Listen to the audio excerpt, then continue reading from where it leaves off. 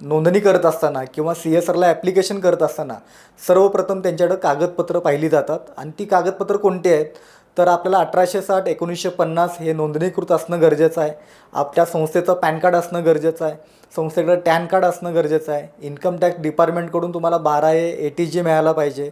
त्याच्या संदर्भातलं तुमची 10BDची फाईल करणं आवश्यक आहे. MCA डिपार्टमेंटकडून CSR घेण्यासाठी, निधी घेण्यासाठी आपल्याकडं CSR 1 प्रमाणपत्र असायला पाहिजे.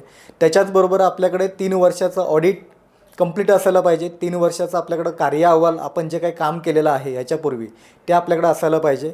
त्याचबरोबर आपल्याकडं जो आराखडा आपण त्यांच्याकडं देणार आहे, ती सामाजिक समस्या का गरजेची आहे, त्याच्यानंतर आपण ती कशी करणार आहोत, त्याच्यावरती मात कशी करणार आहोत, ह्या सगळ्या गोष्टीचा DPR म्हणजे डेव्हलपमेंट प्रोजेक्ट रिपोर्ट आपल्याकडं तयार असायला पाहिजे.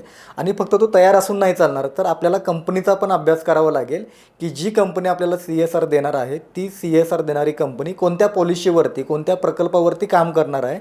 म्हणजे जसं की आपण ग्रामपंचायतला एक बजेट बनवतो किंवा शासन एक बजेट बनवतं, तसं ते बजेट बनवलेलं असतं की प्रत्येक कंपनीची पॉलिसी वेगळी आहे. कोण पर्यावरणावरती काम करणार आहे, कोण आरोग्यावरती काम करणार आहे, कोण ग्रामीण डेव्हलपमेंटवरती काम करणार आहे. अशा अनेक गोष्टी आहेत. तर त्यात कोणत्या गोष्टीवरती काम करायचं आहे कंपनीला, तीच पॉलिसी आपण त्यांच्याकडे घेऊन जाणं गरजेचं आहे. त्यांच्याकडे ते दाखल करणं गरजेचं आहे. सगळ्यात महत्त्वाचं संस्थेना एकच आहे की कागदपत्र त्यांच्याकडे असणं गरजेचं आहे.